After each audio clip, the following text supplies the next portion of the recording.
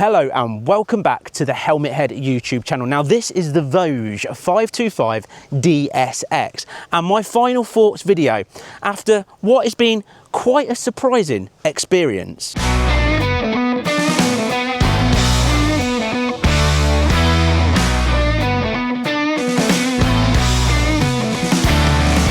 Well, this bike I've already made a full 11 out of 10 review. Plus I've done a long haul test ride of this bike all the way to Wales and back that was 340 miles to give this that real adventure experience and to put it under some serious tests. And it has. It's seriously surprised me enough to turn around and say, I'm going to be quite sad to see this one go and then of course the next press bike to come, because I'd like even longer with this bike. But let's look at some of the features and some of the things that I found interesting, and you probably will too. So when you order this bike for £5,999 on the road from motogb.co.uk, you get these, a full set of panniers included on this bike. Let's have a closer look. Well, let's pick the smallest pannier out of the two, because what you've got obviously is your exhaust just here. By the way, I absolutely love the grille on that exhaust.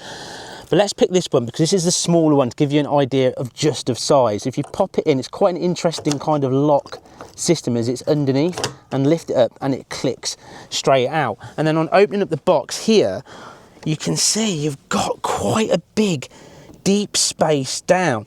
This would be perfect, absolutely perfect to pack your clothes in on your adventure. This is your sort of close side bag, because you're going to get a little bit of heat off of this exhaust. It's always nice to have nice warm clothes, and generally all bikes are the same, that get a little bit warm in here, perfect for your clothes. But look, you can definitely get an entire week's worth of clothes in there without any issue, and room for flip-flops and sun hat and caps and all sorts of stuff. They are also of course quick release. You literally undo this, pull the cap back and it slides back and out, and then you slide it in and clip it back on.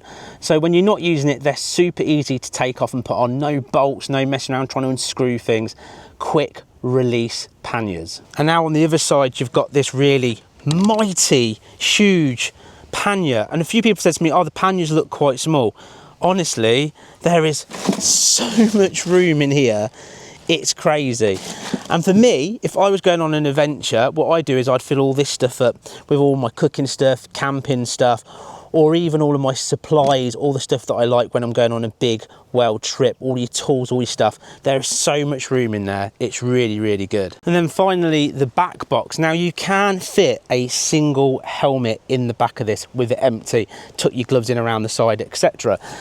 But generally, I use it for carrying my camera kit around. And it's just super handy. It's not huge, like I said, it's a single lid box, but I just love it for that quick, easy access. Camera gear, for me, if I was going away, it'd be all the things that I'd want to get my hands on really quickly, would all go in the back box. Or I'll just leave it empty, like I said, to put my lid in so I can go into that coffee shop, grab my coffee, etc. But a nice little size that is, to be fair. It's a decent one. And the other really handy thing about all of these panniers on this bike that you don't get with so many of the panniers that come free, a lot of them go aluminium panniers free. A lot of bikes don't have this. You go, yes, I've got my panniers, but that is these little grab hooks here. So if you've got your tent or sleeping bag and stuff like that you want to put on top to make even more room, you can strap it all over your panniers. And of course you can even run a dry bag across a nice big one and use these as anchor points. It's a proper win-win. Even a backrest for your pillion, so they're uber, look, comfortable top and bottom. That's nice. That is nice. The tank takes 16.5 litres of fuel, and what I'm finding on those big runs is I can get about 250 miles out of the tank. So I need to stop for a bit of a stretch and a rest before the tank is dry. There's something I really like, because normally I'm tank to tank, and I could do it with this bike, I definitely could, but I like the point the tank on this actually outdoes me for the range I can get. I really like that. When I've been using this bike at night, what I've really liked is these lights, because you've got the auxiliary lights that's also included on this bike. It really brightens up the road. You don't struggle at all to see. There's no sort of sitting there going, I need more lightage, I need more power. And I just think I don't know if it's just me, but when these light up, it does like this Kit Knight Rider style thing that makes me just feel really cool. But I just think the lights and the position of the way they've put this, it just looks good too. So it works and it's got that look. The engine's quite interesting because it's only a 494cc engine. And I say that like it's not a lot, but that is the middleweight size engine for a middleweight adventure bike, the 500cc sub level. And the thing of it is, I've ridden quite a few of them. And what I've found is at 70 miles an hour, I've been finding that they feel like you're thrashing them. But this doesn't do that, because the 47.6 horsepower that you're getting from this is a really playful horsepower. It's kind of hard to even put it into words, but the way of trying to explain it is that at the top of the rev range, you are thrashing it, but in that kind of really fun kind of, you're smiling, mile per smile of just pure fun as you're giving it some beans. But then you can also sit there at your 70 miles an hour, at your 60 miles an hour, and still have even more to go. This will do over 100 miles an hour, without any real effort.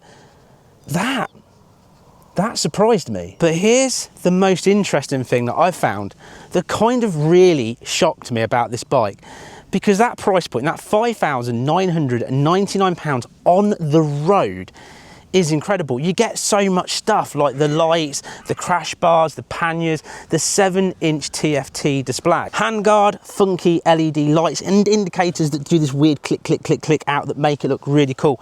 And also even spoked wheels with branded tyres, dual brakes, the lot. At that price point, how have they done it? Because I've ridden bikes at this price point that offer half of what this bike's got.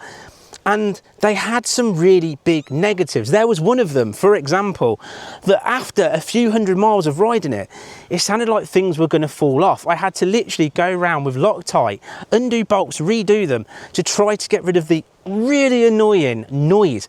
Where this doesn't do that. It doesn't go down the road. It doesn't rattle. It doesn't feel like it's going to fall apart. It feels strong and rugged. I think it might have over-impressed me, but I think for good reason, because they're thought of everything that I would do to a bike. I would want crash bars, I'd want auxiliary lights, I'd want handguards, I'd want luggage, and I'd want a comfortable ride. I'd even want, and I'd buy an aftermarket screen so I can basically get rid of that airflow. But this does it both. It's adjustable. It's just unbelievably impressed me. But I get it. You are thinking, it can't be perfect. Come on. Well, it's not. It's not perfect. There is the most smallest little niggles in the entire world, and this is them. The screen, the 7-inch touchscreen, that is beautiful, absolutely beautiful. But as you can see, it is quite reflective. You can still see it in the sunlight just fine, but it is quite reflective. The tank has a plastic cover on it. That means it's no good for a magnetic tank bag. And you could put a tank bag on here, but I think you'd probably easily scratch it. And that's me really trying to find some negatives with this bike, because that screen doesn't really bother me. Yeah, it can be, suppose, a little bit annoying if you get a bit of sun glare, but it doesn't really go poof that you can't see. And also having a plastic cover over the tank in reality is no bad thing, because if you do ever drop it or you do ever mark it, you just buy a new tank cover and put it on, and it's a fraction of the cost of having a horrible dent put in the side of your tank. But like I said, that's all I can think of. All the negatives in the world I can think of about this bike. It's impressive stuff. But what I'm going to do now, I'm going to take you out on the road so you can see what this bike's like when it's out and about. The thing of it is, if you've not seen my full proper review on this bike, you need to go and check that out, because that's got all of the specs and the information that you're probably after. Not just that, if you're thinking about buying this to use it for what it's made for, adventuring, look at my long haul review, because you'll see what this really is like pushing those miles. But anyway, let's do a loop. Let's just go through a few more things. Now, the Voge out on the road, what I found is it's really, really comfortable, surprisingly so. So most new bikes that you try and you test, I always find the seats to be pretty much rock hard, and it gives me a bit of a sore bottom. But the thing about this bike is that, yes, it is still quite a firm seat, but it's a comfortable firm seat. I I'm surprised how comfortable I found it on my 340 mile long haul ride. Super impressed. But since coming back, one of the things that I have done is I have tried it out with one of those sort of air cushion seats, and that really makes it into that all-day ride. So I could ride this bike for a good kind of hour and a half, maybe even 2 hours before getting off. But with the cushion on, it was just even better.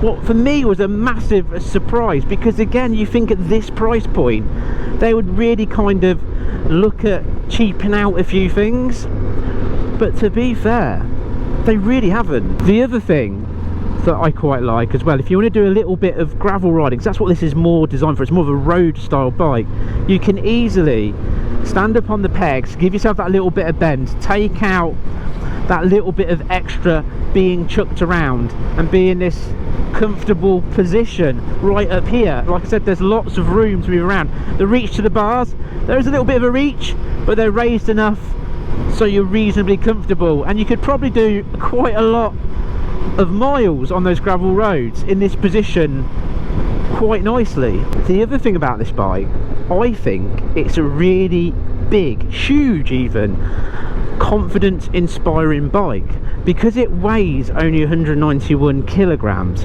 and it's got these Michelin tyres on. I just find it just builds my confidence, even on the bends, the cornering. I wouldn't be worried if I did, you know, unfortunately drop it, I could pick it up. But it's just confident, inspiring, because it feels nimble in the bends. It's not this big lump that you're trying to haul around, and it just builds your confidence. I literally have full confidence in going around this bend and trying to get my knee on the floor, because it just inspires me that much. It's something I really like. And not just that, of course, it comes with these crash bars with these big bungs that stick out the sides, that again, you know, if you drop it, your bike's protected. It's just, again, inspiring, this bike, confidence inspiring. So what type of person do I think would suit this bike most? Well, I think it's the adventurer, the person that wants to load their bike up and just head off at the weekend to go exploring, taking some epicness. But I'd even go further and say the person that wants to take on the world. And that's a bold statement, because I'm exactly doing that bit by bit as we speak here on the Helmet Head channel. But this could be and should be used to conquer the world. Well, just before I answer the ultimate question, would I spend my hard-earned money on this bike? Would I buy it? Would I put it in my stable?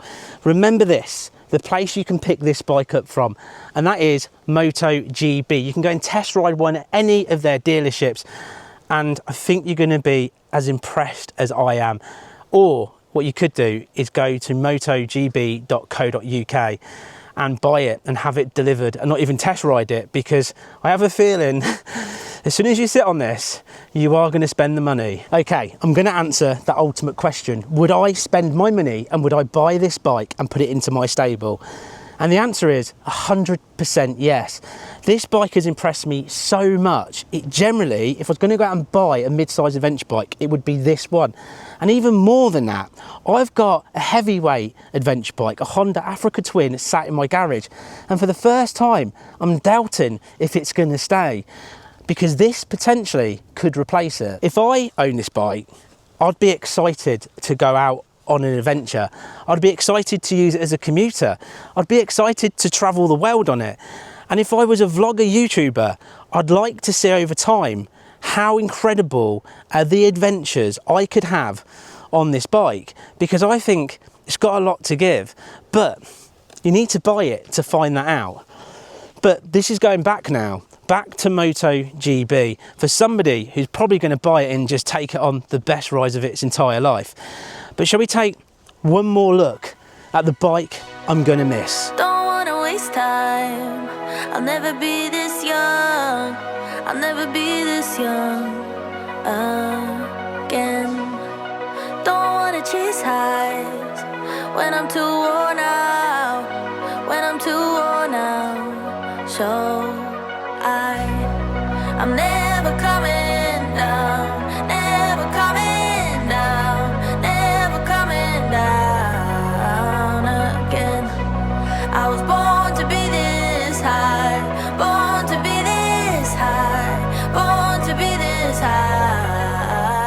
friend. Won't you come up here to my altitude, to my altitude? Yeah, you. 'Cause I always liked you. I wanna share this view. I wanna share this view with you. We're never coming down, never coming down, never coming down again. We were born to be this high, born to be this high, born to be this high, my friend. Broken people flying like heroes all around town and never coming down. Normal people riding a storm. I hope you've enjoyed this final thoughts video of the Voge 525 DSX. And of course, if you have, please let me know in the comments, and don't forget to give this video a thumbs up. Even better, if you've got a friend that you want to go, you're going to be impressed and surprised at this bike because you need to check out this video, share it with them so they get to see it. And most of all, if you haven't hit that subscribe button, please do so you don't miss out on all the latest bikes coming out on the market today. And I'll see you in the next review or the crazy helmet head adventure I'll be up to next. And take care for now, ride safe and enjoy the adventures. Bye bye for now.